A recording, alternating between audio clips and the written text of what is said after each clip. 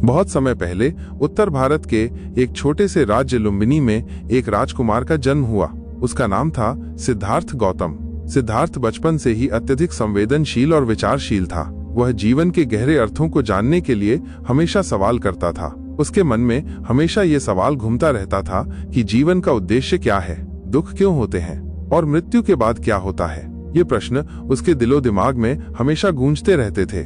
सिद्धार्थ के पिता राजा शुद्धोधन ने उसे राजसी जीवन की सारी सुख सुविधाएं प्रदान की थीं। वो नहीं चाहता था कि उसका बेटा किसी भी दुख को महसूस करे। उसने सिद्धार्थ को हर तरह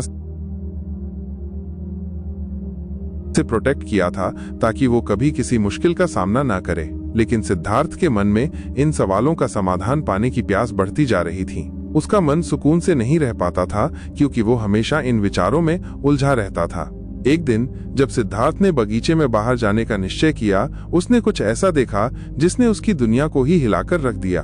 वह एक बूढ़े आदमी, एक बीमार व्यक्ति और एक मृत शरीर को देखता है। वो समझ नहीं पाया कि ये सब क्या है। जब उसने अपने मंत्री से पूछा तो उसे बताया गया कि ये जीवन के अनिवार्य सत्य हैं: जन्म, वृद्धावस्था, रोग और मृत्यु। ये दृश्य सिद्धार्थ के मन में एक तूफान की तरह घुमा।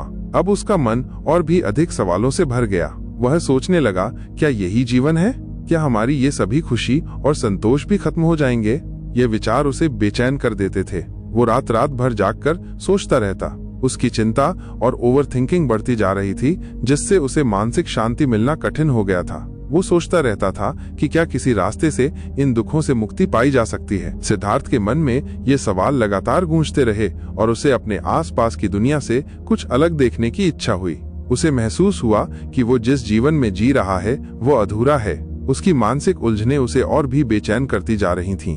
एक दिन उसने अपने महल, परिवार और पत्नी यशोधरा को छोड़ने का निर्णय लिया। वो जंगल में अकेले साधना करने के लिए निकला। सिद्धार्थ ने सोचा कि शायद एकांत में जाकर वो अपने सवालों के जवाब पा सकेगा। इस यात्रा में उसे इस बात का एहसास हुआ कि अति विचार या ओवरथिंकिंग एक ऐसी मानसिक स्थिति है जो उसे अपने लक्ष्य से दूर कर रही है। वो सोचता था कि अगर वो इन सभी सवालों का उत्तर पा सके तो उसकी मानसिक शांति लौट आएगी। लेकिन जैसे जैसे वो विभिन्न गुरुओं और साधुओं से ज्ञान प्राप्त करता गया, उसे लगा कि जितना अधिक वह सोचता जाता है उतना ही अधिक वह उलझता जाता है। सिद्धार्थ ने महसूस किया कि वो जितना सोचता जाता है उतनी ही उलझनें बढ़ती जाती हैं। उसके मन में गहरी शांति की तलाश थी, लेकिन उसे ये महसूस हुआ कि मानसिक शांति केवल अधिक सोचने से नहीं मिल सकती। उसे यह एहसास हुआ कि ओवरथिंकिंग से उसके भीतर की शांति खो रही थी।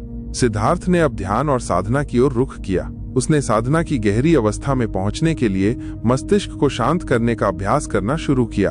वह बोधि वृक्ष के नीचे बैठ गया और उसने ये संकल्प लिया कि वह तभी उठेगा जब तक उसे आत्मज्ञान प्राप्त न हो जाए। अब उसने अपनी सोच को नियंत्रित करना शुरू किया। वो यह समझने लगा कि विचार आना एक स्वाभाविक प्रक्रिया है, लेकिन अगर हम उन विचारों को पकड़कर उन्हें सोचते रहें तो हम खुद को ही उलझा लेते हैं। सिद्धार्थ ने सोचा, क्यों न मैं अपने विचारों को बिना किसी प्रतिक्रिया के देखने की कोशिश करूं। उसने ये महसूस किया कि जब वो बिना किसी विशेष विचार को पकड़े तो उसके मन में शांति का अनुभव होने लगा।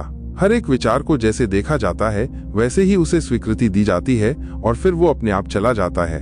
सिद्धार्थ के भीतर एक नई समझ का जन्म हुआ।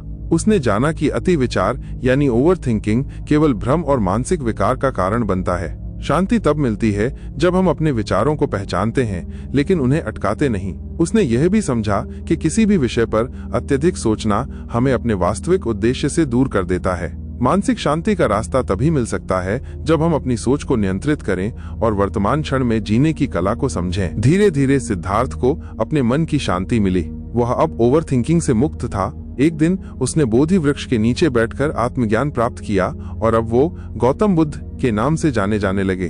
उन्होंने जीवन के दुखों से मुक्ति पाने का रास्ता पाया था और इस सत्य को दूसरों के साथ साझा करने का संकल्प लिया।